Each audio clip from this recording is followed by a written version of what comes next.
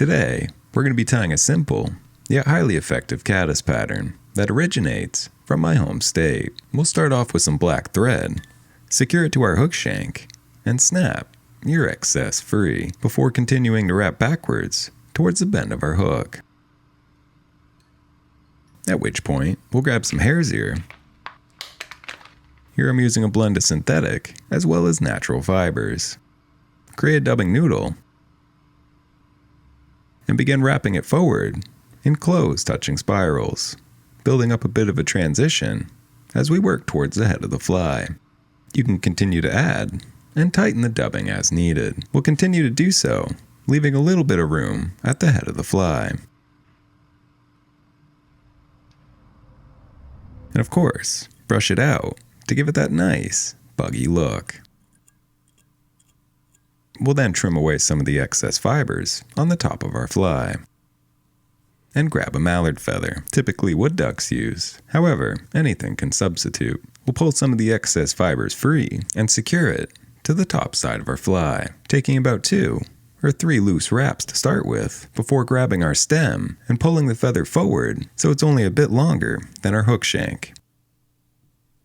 At which point, we'll secure the feather tightly in place and snip your excess free.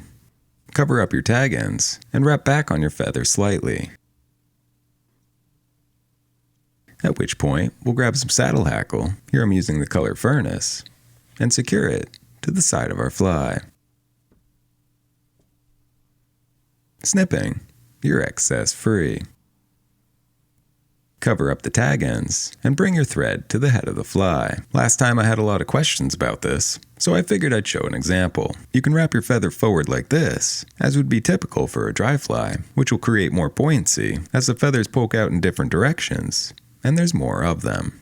However, if you want it to have a cleaner look, strip away one side of your feather and continue to wrap it forward. This time, the feathers line up nearly evenly, and the higher quality hackle, the better it'll look. However, it is going to lose some buoyancy, so it depends on your application and even how fast the water you're fishing. But it does produce an extremely clean and beautiful look. Once we reach the head of the fly, we'll secure it in place, taking thread wraps both in front as well as behind before snipping the excess free and whip finishing.